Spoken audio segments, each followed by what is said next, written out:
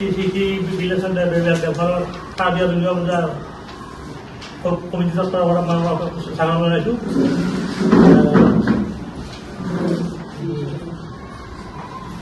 এইবার আমার যে আয়োজন করা আছে প্রতি বছর আমরা দশম মিলে এইগুলো তুলে দিব সম্ভব সম্পাদক আদায়কে স্বাগত জানাই আধ্যাত্মিক পৰিৱেশৰ লগত বাহ্যিক পৰিৱেশৰ ওপৰত গুৰুত্ব প্ৰদান কৰি আমি বৰ্তমান ৰাজ্য আকৰ্ষণ কৰাৰ চেষ্টা চলাইছোঁ। ইয়াৰ বাবে আন কেইবাটাও কাৰ্যসূচী গ্ৰহণ কৰা হৈছে। দুৰ্গা পূজাৰ লগত সংগতি ৰাখি এখন গ্ৰন্থমেলা, প্ৰদৰ্শনী, বাণিজ্য মেলা আৰু মীনা বজাৰৰ ব্যৱস্থা কৰা হৈছে। এইবেলি দুৰ্গা পূজাৰ প্ৰতিশোধৰ পৰা পঞ্চমীলৈ সম্ভৱত ছয়টাকৈ সাধাৰণ নাম দল প্ৰদৰ্শন কৰিম বুলি আগবাঢ়িছোঁ। মহাষষ্ঠীৰ পৰা অষ্টমী নৱমীলৈকে প্ৰতিদিনে বাৰে ৰহণীয়া সাংস্কৃতিক অনুষ্ঠান আয়োজন কৰা হৈছে।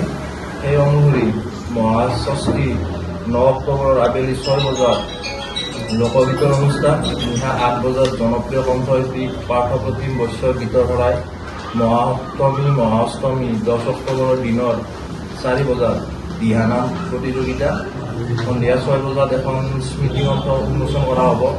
নিশা 8 বজাত মা কুকুম মিনি থিয়েটাৰ নাট প্ৰদৰ্শন হ'ব।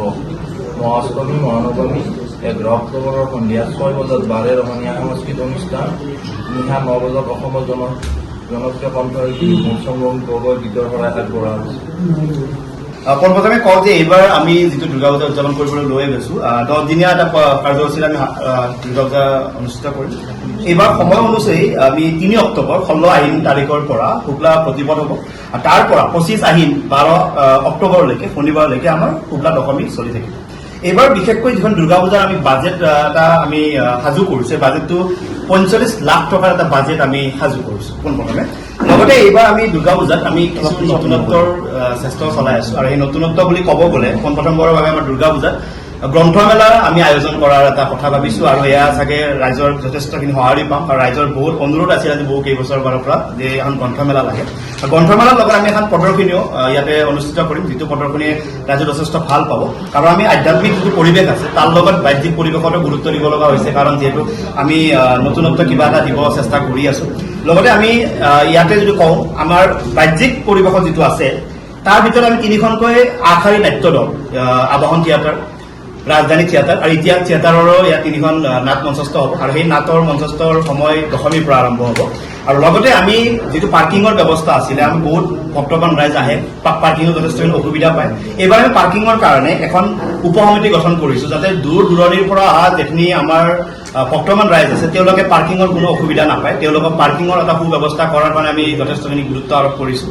লগতে গোটেই কমিটিৰ আণ্ডাৰত 28খন উপ কমিটি আমি গঠন কৰিছোঁ। 28খন উপ কমিটিয়ে যথেষ্ট কামত তেওঁলোকে বেলেগ বেলেগ কামত নিৰূপণ কৰা হ'ব, তেওঁলোকক ৰূপায়ণ কৰা হ'ব। তেওঁলোকক ইতিমধ্যে আমি বিভিন্ন কামত দায়িত্ব দিছোঁ। গতিকে 28খন উপ কমিটিয়ে কাম আৰম্ভ কৰিছে। আৰু লগতে আমাৰ যিটো সাংস্কৃতিক অনুষ্ঠান ইতিমধ্যে ক'লে সম্পাদকে, সাংস্কৃতিক অনুষ্ঠানত আমি যদি ভালদৰে চাব যাওঁ আমাৰ কণ্ঠশিল্পী কেইগৰাকীমানৰ অনুষ্ঠানো ইয়াত আমি ইনক্লুড কৰিছোঁ। আমাৰ যিদিনা মহানৱমী হ'ব, এইবাৰ মহানৱমী আমাৰ ইয়াতে একচুৱেলি থিয়েটাৰ নচলে, সেইবাবে আমি এটি অনুষ্ঠান ৰাখিছোঁ। জনপ্ৰিয় অসমৰ কণ্ঠশিল্পী মৌচম গগৈৰ আমি গীতৰ শৰাই এইটো অনুষ্ঠান ৰাখিছোঁ। এইটো মহানৱমীৰ দিনাখন হ'ব।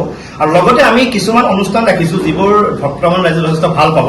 অকণমান আগত আমাৰ সম্পাদক ডাঙৰীয়ে ক'লে যে 9 অক্টোবৰ যিটো মহাষষ্ঠী, যিদিনা আমি বেলবৰণ বুলি কওঁ, সিদিনা সন্ধিয়া 6 বজাত এটা লোকগীতৰ অনুষ্ঠান আমি ৰাখিছোঁ, যিটো যথেষ্টখিনি ভক্তমান ৰাইজে নিশ্চয় আঁকোৱালি ল'ব। সেই লোকগীতৰ অনুষ্ঠানটি আমি আয়োজন কৰিম। আৰু সেইদিনাই নিশা 8 বজাত জনপ্ৰিয় আৰু আন এগৰাকী কণ্ঠশিল্পী পাৰ্থপ্ৰতিম বৈশ্য, যিগৰাকী ইতিমধ্যে ছ'চিয়েল মিডিয়াত যথেষ্টখিনি আলোড়নৰ সৃষ্টি কৰিছে, পাৰ্থপ্ৰতিম বৈশ্য, তেখেতৰ এটি গীতৰ শৰাই আমি ৰাখিছোঁ। আৰু মহাসপ্তমী মহাষ্টমী যিহেতু এইবাৰ একেলগ হৈছে, এদিনতে যিহেতু উদযাপন কৰিব লাগিব আমি, সেইদিনাখন সন্ধিয়া 4 বজাত এটি দিয়ানাম প্ৰতিযোগিতা, যিটো এটি চাগে বহুত সুন্দৰ এটা অনুষ্ঠান হ'ব। তো দিয়ানাম প্ৰতিযোগিতা আমি অনুষ্ঠিত কৰিম। তাত কি প্ৰতিযোগিতা বা কি পুৰস্কাৰ কৰা হ'ব সেই বিষয়ে আমি আপোনালোকক অৱগত কৰি থাকিম। তো দিয়ানাম প্ৰতিযোগিতা ইতিমধ্যে আমি সাজু কৰিছোঁ। আৰু সেই দিয়ানাম প্ৰতিযোগিতাৰ পিছত সন্ধিয়া 6 বজাত এখন স্মৃতিগ্ৰন্থ আমি উন্মোচন কৰাৰ কাৰণে মনস্থ কৰিছোঁ।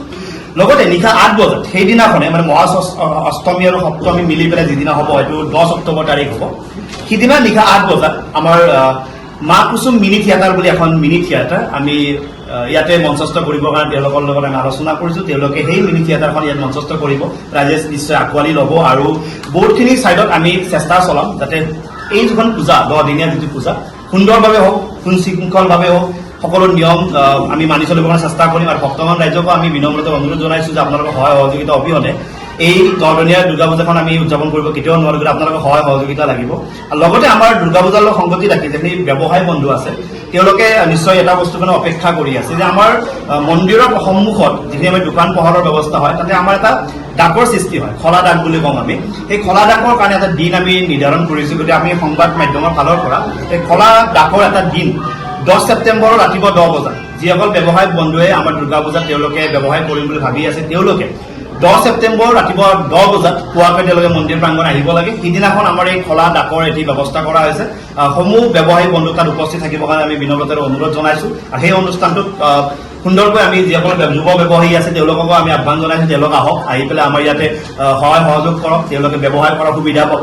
আৰু কিছুমান সৰু সৰু পইণ্ট যিখিনি পইণ্ট আমি দুৰ্গা পূজা কমিটি প্ৰতি বছৰো কৰে, এইবাৰো আমি সেই বস্তুখিনিৰ ওপৰত গুৰুত্ব ৰাখিম। আমি শান্তি ৰক্ষা বাহিনী আমাৰ লগত থাকিব, প্ৰশাসন ইতিমধ্যে আমাৰ লগত আছে, আৰু কিছু স্বাস্থ্য শিবিৰৰ ব্যৱস্থা থাকিব। সেই স্বাস্থ্য শিবিৰৰ ব্যৱস্থাত এনেকুৱা হ'ব যিসকল জ্যেষ্ঠ ব্যক্তি আছে তেওঁলোকে যাতে কোনো ধৰণৰ অসুবিধাৰ সন্মুখীন নহয়। হঠাৎ কিবা তেওঁলোকৰ স্বাস্থ্য সম্বন্ধত কিবা যদি অসুবিধাও হৈ যায়, আমি মন্দিৰ পৰিচালনা সমিতিৰ লগতে দুৰ্গা পূজা পৰিচালনা সমিতিৰ ফালৰ পৰা আমি স্বাস্থ্য শিবিৰ ৰাখিম। তাত তেওঁলোকে জিৰণি ল'ব পাৰিব, তেওঁলোকে যিকোনো বস্তু যদি প্ৰয়োজন হয় আমি ইয়াৰ পৰা মেডিচিনে হওক বা বিভিন্ন ক্ষেত্ৰত তেওঁলোকক সহায় সহযোগ কৰিবৰ কাৰণে আমি ইতিমধ্যে সাজু হৈছোঁ।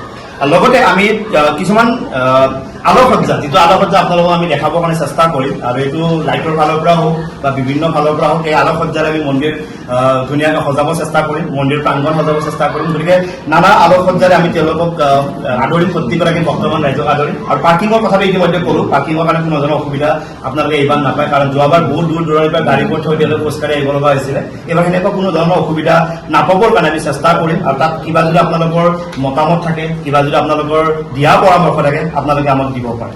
আৰু যদি আপোনালোকৰ ফালৰ পৰাও যদি কিবা এনেকুৱা জানিব লগা বা সুধিব লগা যদি কিবা আছে তো আপোনালোকে দিব পাৰে, তো আমি এই বিষয়ে জনাবৰ কাৰণে সাজু আছোঁ।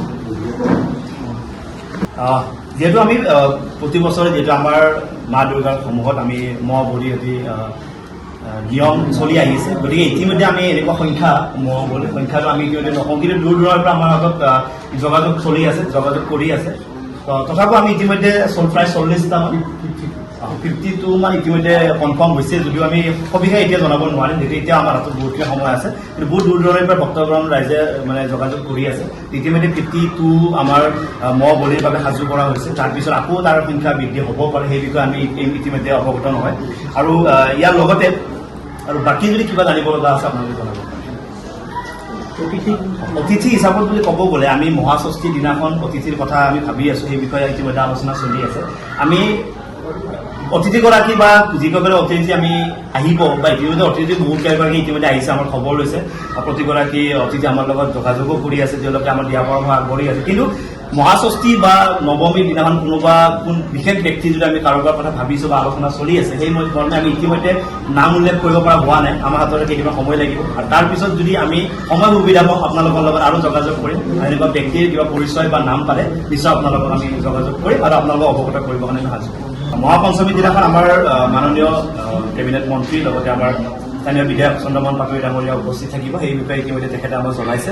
আৰু ইয়াৰ উপৰিও আমাৰ যিখিনি চৰকাৰৰ বিষয়ববীয়া তেওঁলোকে আমাৰ যোগাযোগ কৰি আছে, সহায় সহযোগিতা আগবঢ়াইছে। বহুকেইগৰাকী ইতিমধ্যে আহি আমাক খবৰ লৈছে, গতিকে তেওঁলোকে নিশ্চয় আহিব, কিন্তু একোৰে সময় সুবিধা কোনো আমাক দিয়া নাই। তেওঁলোক চন্দ্ৰমোহন পাটোৱাৰী ডাঙৰীয়া সময় সুবিধাটো পাইছোঁ, তেওঁলোকে মহাপঞ্চমীৰ দিনাখন বিল্লেশ্বৰ দেৱালয় প্ৰাংগণত উপস্থিত থাকি মা দুৰ্গাৰ আশীৰ্বাদ গ্ৰহণ কৰিব বুলি আমি ইতিমধ্যে জনাব পাৰোঁ।